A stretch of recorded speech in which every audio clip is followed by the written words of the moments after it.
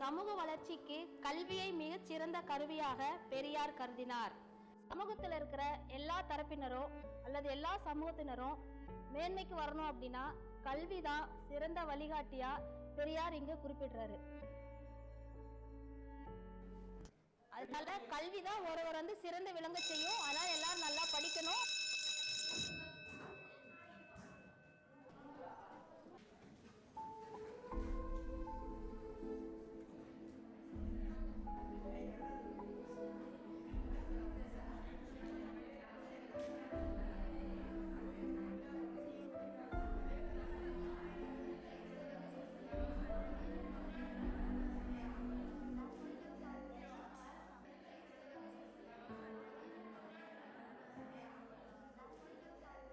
அனிதா,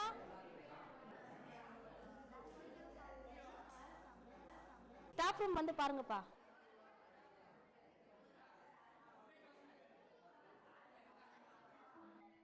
ஆமா, என்னாச்சு? ஏன் டல்லா இருக்க? கிளாஸ கூட கவனிக்க முடியாத அளவுக்கு என்ன பிரச்சனை உனக்கு?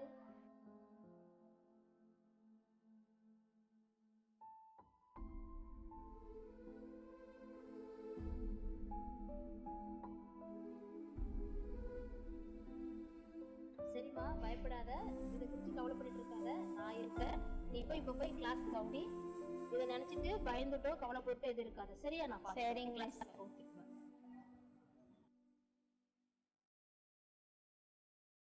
ஆமாம்மா, டாக்டர் பார்க்க தான் வெயிட் பண்ணிட்டு இருக்கோம். எப்போ கூப்பிடணும்னு வர தெரில. இந்தாம்மா தண்ணி குடிமா.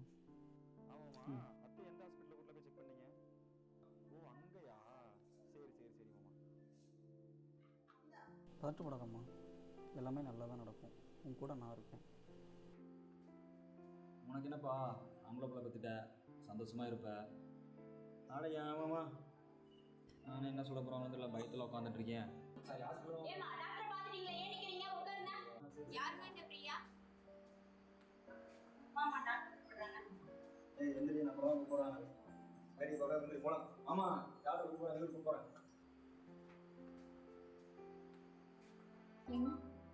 நம்மளே இந்த மாதிரி மந்த்லி செக்அப் போகணும், நம்மளோட குழந்தைய ஸ்கேன் பார்க்கணும்னு ஆசையாக இருக்கு.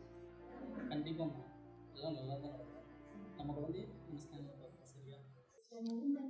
டெஸ்ட் எல்லாம் முடிஞ்சது. உங்கள் குழந்தையோட ஹார்ட்பீட் ரொம்ப நல்லா இருக்குது. மெடிசன்ஸ் எல்லாம் கரெக்டாக ஃபாலோ பண்ணுங்க. ஆனால் உங்கள் ஒய்ஃப் ரொம்ப வீக்காக இருக்காங்க. அவங்கள நல்லா சாப்பிட சொல்லுங்க, நல்லா சந்தோஷமாக பார்த்துக்கோங்க, மென்டலாக சந்தோஷமாக வச்சுக்கோங்க. டாக்டர், அதை விடுங்க, அவள் நல்லா தான் இருக்கா டாக்டர். அவள் வயிற்றில் இருக்கிறது ஆம்பளை குழந்தையா பொம்பளை குழந்தையா அது மட்டும் சொல்லுங்கள். அவ்வளோலாம் பேசிகிட்டு இருக்காங்க. சாரி மிஸ்டர் முகுந்தன், அது சட்டப்படி தப்பு. நாங்கள் அதை சொல்ல மாட்டோம். எந்த குழந்தையும் என்ன சந்தோஷமாக பெற்று வளர்த்துங்க முகுந்தன். அப்போல்லாம் அசால்ட்டாக வளர்த்த முடியாது டாக்டர். ஆம்பளை பிள்ளை தான் கௌரவமே. பொம்பளை பிள்ளைய பார்த்துட்டு யார் சீரழிகிறது? நீங்கள் கொஞ்சம் மனசை வச்சு என்ன பண்ணுறதுன்னு பார்த்து சொல்லுங்கள் டாக்டர். போதும். ஆண் குழந்தையா பெண் குழந்தையா அது மட்டும் பார்த்து சொல்லுங்கள். என் சைடுக்கு என்ன பண்ண முடியுமோ அதுக்கு நான் சிறப்பாக நான் பண்ணிடுறேன். அதெல்லாம் சொல்ல முடியாது முகுந்தன். டாக்டர், யார்கிட்ட பேசணும் ரெடி டாக்டர். நீங்கள் சொல்லுங்கள், யார்கிட்ட சொன்னால் நீங்கள் சொல்லுவீங்க. யார்கிட்ட வேணால் பேச நான் தயாராக இருக்கேன். நீங்கள் யார்கிட்ட வேணாலும் சொல்லி பேச வைங்க. நான் அரசாங்க விதிமுறையை மதிக்கிற டாக்டர். என்னால் இந்த தப்பு பண்ணவும் முடியாது, பண்ணவும் மாட்டேன். இது எவ்வளோ பெரிய தப்புன்னு உங்களுக்கு தெரியுமா மிஸ்டர்? டாக்டர், நீங்கள்லாம் டாக்டராக இல்லை, வெளி ஹாஸ்பிட்டலுக்கு கொண்டு போய் என்ன செக் பண்ணி என்ன பண்ண தெரிஞ்சது டாக்டர்.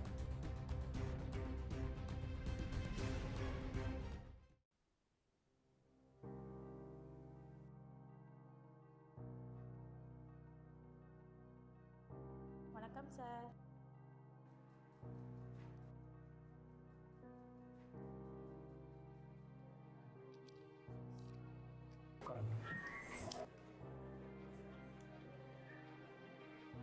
என்னம்மா, அந்த பொண்ணோட வாக்குமூலத்தை ரெக்கார்ட் பண்ணிட்டீங்களா?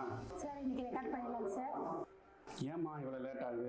இவ்வளோ நாள் என்ன பண்ணிட்டு இருந்தீங்க? 10 நாளாக ட்ரை பண்ணி இன்னைக்கு தான் அந்த பொண்ணு பேச சம்மதிச்சிருக்குங்க சார். இன்னைக்கு பேசிடலாங்க சார். மேலே இடத்துலேருந்து ப்ரெஷர் மேலே ப்ரெஷர்மா. அவங்க கேட்குற கேள்விக்கு என்னால் பதில் சொல்ல முடியல. ஓகேங்க சார், இன்னைக்கு கண்டிப்பாக வாக்குமூலம் வாங்கிடலாங்க சார். கொஞ்சம் சீக்கிரமாக அந்த வாக்குமூலத்தை வாங்க பாருங்கம்மா. ஹலோ மேடம், நான் தான் எஸ்ஐ பேசுகிறேன். இன்னைக்கு அந்த பொண்ணு பேச சம்மதிச்சிட்டாங்க மேடம். நான் கூட்டிட்டு வந்துடுறேங்க மேடம். ஓகேங்க மேடம். தேங்க்யூங்க மேடம்.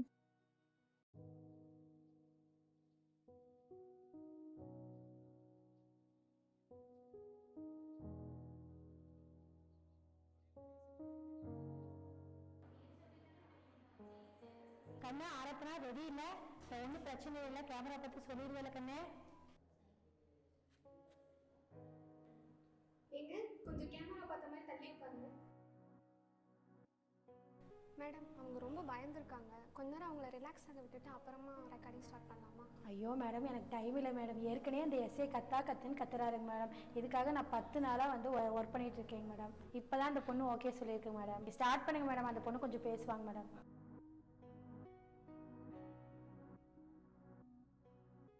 இந்த மைக்கை பின் பண்ணிக்கோமா. அந்த மைக்கை தான் மாட்டேமா.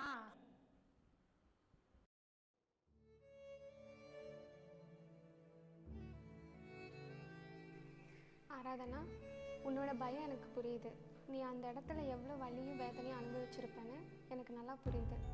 தப்பே பண்ணாத நீ தலைகுனிஞ்சு உட்காந்துருக்கிறத விட தப்பு பண்ணவங்கள தலைகுனிய வைக்கணும். இன்னைக்கு நீ தைரியமாக உனக்கு நடந்ததை வெளியே சொன்னாதான் இனிமேல் மற்ற பொண்ணுங்களுக்கு இது நடக்காமல் பார்த்துக்க முடியும். நான் இருக்கேன், மேடம் இருக்காங்க. உனக்கு என்ன நடந்துச்சோ அதை தைரியமாக சொல்லு. இவ்வளோ பிரச்சனையை கடந்து நீ வந்து இங்கே உட்காந்துருக்கிறதே ரொம்ப பெரிய தைரியம். அது இங்கே யாருக்குமே வராது, ஏன் எனக்கு கூட வராது. மற்றவங்க என்ன சொல்லுவாங்கன்னு சொல்லிட்டு யோசிக்காத. அவங்களுக்கு நீ அந்த இடத்துல எவ்வளோ வலியை அனுபவிச்சிருக்கன்னு புரியாது. உனக்காக வாழு, எல்லாத்தையும் உடைச்சிட்டு வெளியே வா.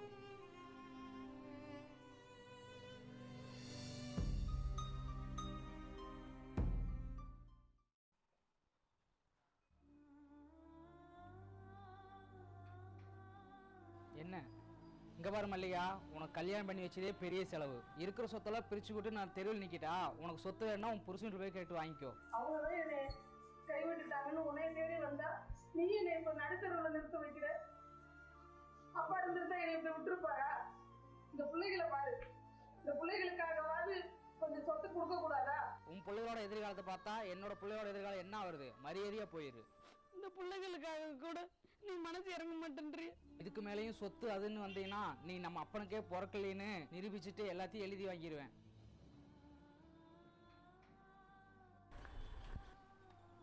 எதுக்கு வந்திருக்காங்க? உங்களை அனுப்பிச்சிட்டு விடுவாங்க.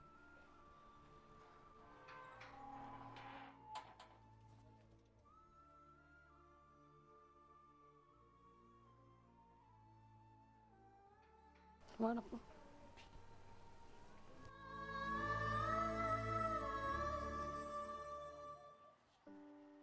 வக்கீலா இருக்கேன்னு எனக்கு இன்னமும் ஒண்ணுமே தெரியலடி.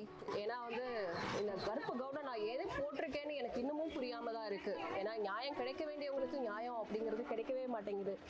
அதாவது தப்பு பண்றவங்க எல்லாருக்குமே வந்துட்டு நீதி கிடைக்குது, ஆனா நியாயம் வேணுங்கிறவங்களுக்கு நீதியே கிடைக்கல. என்ன ப்ரூவ் பண்றதுக்கு ஒரு நல்ல கேஸ் இருந்தா பரவாயில்ல, நம்ம என்ன ப்ரூவ் பண்ணுவேன் அப்படின்னு நானும் பார்த்துட்டு இருக்கேன். ஆனா எனக்கான ஒரு கேஸ் கிடைக்கவே மாட்டேங்குது. என்ன நான் பண்றதுனே தெரியல. சரி, நான் அப்புறம் பேசுறேன். பை.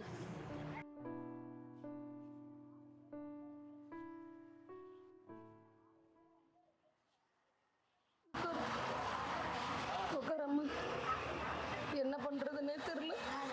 அண்ணனும் கைவிட்டான், மாமாவும் கை விட்டுட்டான். நம்ம எங்க போறோம்னு தெரியல. அம்மா, அம்மா என்னாச்சு? அம்மா ஒண்ணும் இல்லை மேடம். எதா இருந்தாலும் பரவாயில்ல, சொல்லுங்கம்மா, பாத்துக்கலாம். இல்ல மேடம், இது தீர்க்க முடியாது. இல்ல நீங்க சொல்லுங்க, எதுவா இருந்தாலும் பரவாயில்ல, சொல்லுங்க, தீர்த்துக்கலாம். என்ன ப்ராப்ளமா இருந்தாலும் ஃபேஸ் பண்ணிடலாம். ஒண்ணும் இல்லை மேடம், எங்க வீட்டுக்காரர் என்னை கையை விட்டு போய் 4 வருஷம் ஆயிடுச்சு. சரிம்மா.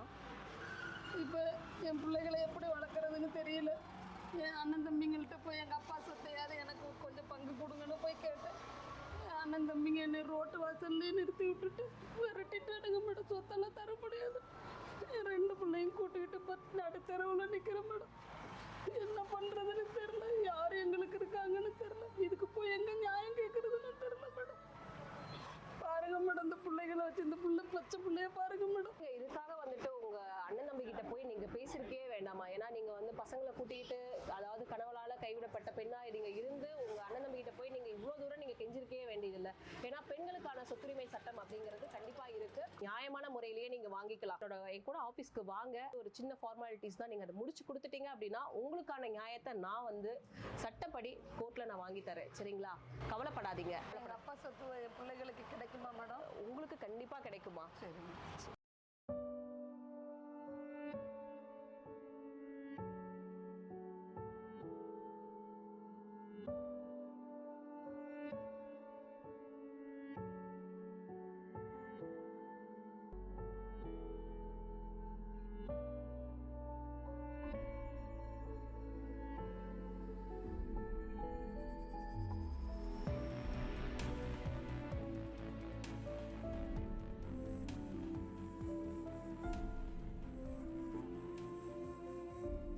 நீ இப்போ போய் கிளாஸ் கவுடி. இதை நினைச்சிட்டு பயந்துட்டோ கவலைப்பட்டு எது இருக்காது. சரியா? நான் சரிங்க. ஓகே.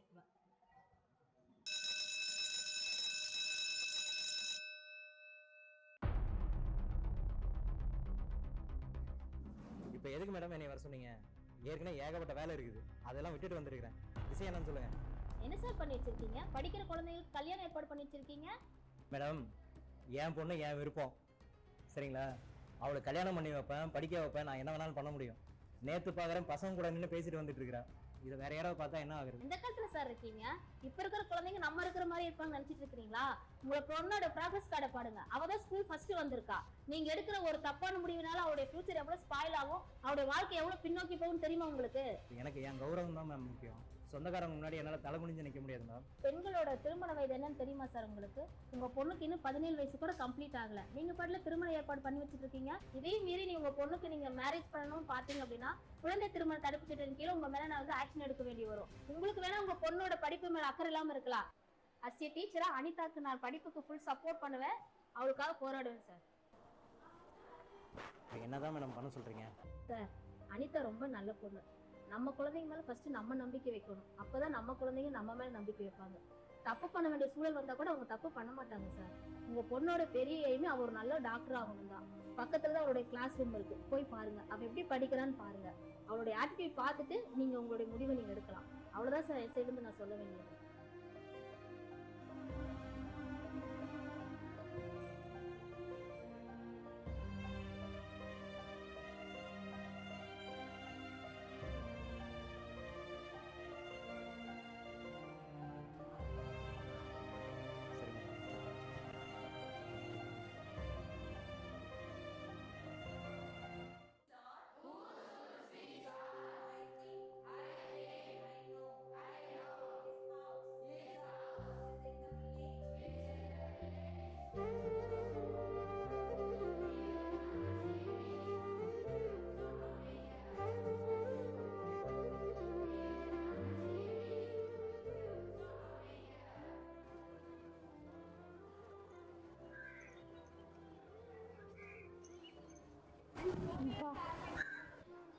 ஆமா, டீச்சர் கூப்பிட்டாங்க, இந்தாம்மா வந்தேன். நைட்டை நான் பேசுனதெல்லாம் மனசில் வச்சுக்காதம்மா, சரியா? நீ என்ன படிக்கணும்னு நினைக்கிறியோ அதை படி, நான் உன்னை படிக்க வைக்கிறேன். நல்லா படிமா, சந்தோஷமா இருக்கு, சரியா? தேங்க்ஸ்ப்பா. ஓகேடா, கிளாஸ் போங்க.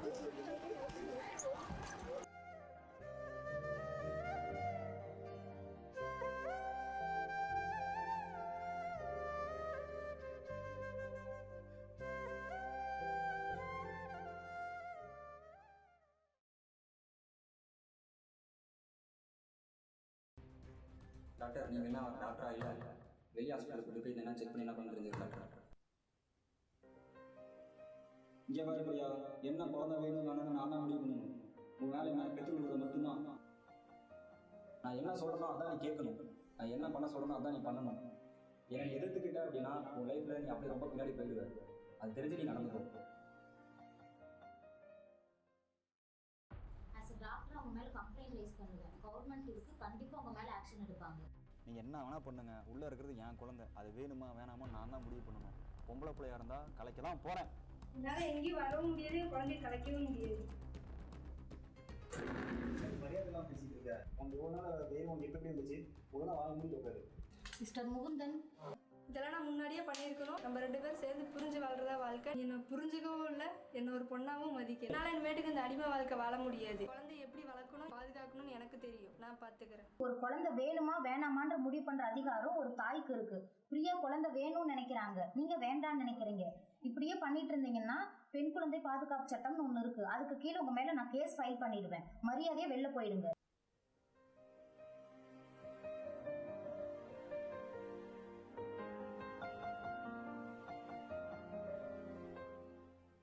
பிரியா கவலைப்படாதீங்க, உங்கள் குழந்தைக்கு ஒன்றும் ஆகாது. நான் இருக்கேன். அரசாங்கத்தில் பெண் குழந்தைகள் பாதுகாப்பு சட்டம் நிறைய இருக்குது. இதுக்கப்புறம் உங்கள் குழந்தைக்கு ஏதாவது ஆபத்துன்னு நீங்கள் ஃபீல் பண்ணீங்கன்னா 181 அப்படின்ற ஒரு ஹெல்ப்லைன் நம்பருக்கு கால் பண்ணுங்கள். கண்டிப்பாக அவங்க உங்களுக்கு ஹெல்ப் பண்ணுவாங்க. ரொம்ப தேங்க்ஸ் மேடம்.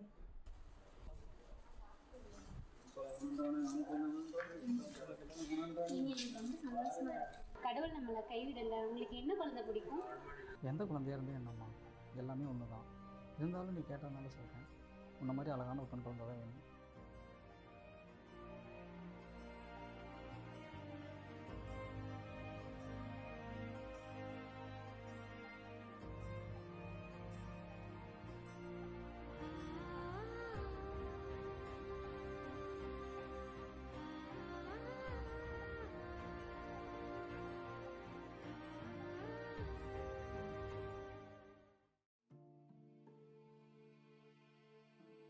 பரவாயில்லம்மா, இவ்வளோ போல்டாக பேசிட்டேன். எனக்கு இப்போ தான் மேடம் என் மனசில் இருந்த பாரம்லாம் இறக்கி வச்ச மாதிரி இருக்கு. இனிமேல் தாம்மா நீ தைரியமாக இருக்கணும். உனக்காக வாழு. எல்லாத்தையும் உடைச்சிட்டு வெளியே வா.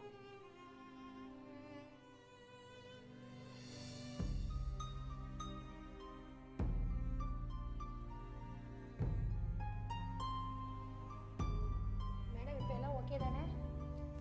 இப்போ அவள் பேசுவா மேடம். ஆராதனா, ரெக்கார்டிங் ஸ்டார்ட் பண்ணியாச்சு, நீ பேசலாம். என் பேர்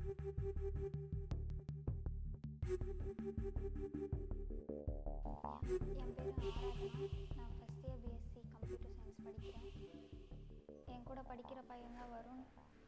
அவனை நான் 4 months லவ் பண்ணேன். அவனை நான் ரொம்ப நம்பினேன். அந்த நம்பிக்கை தான் என்னை கொண்டு வந்து இங்கே உட்கார வச்சுருக்கு. அன்றைக்கி எப்போதும் போல தான் வெளியே போனோம். ஆனால் அவனை நம்பி தான் நான் அந்த இடத்துக்கு போனேன். ஆனால் எனக்கு தெரியாத, நான் அறிமுகமே இல்லாத 4 பேர் அங்கே இருந்தாங்க. அதுக்கப்புறம்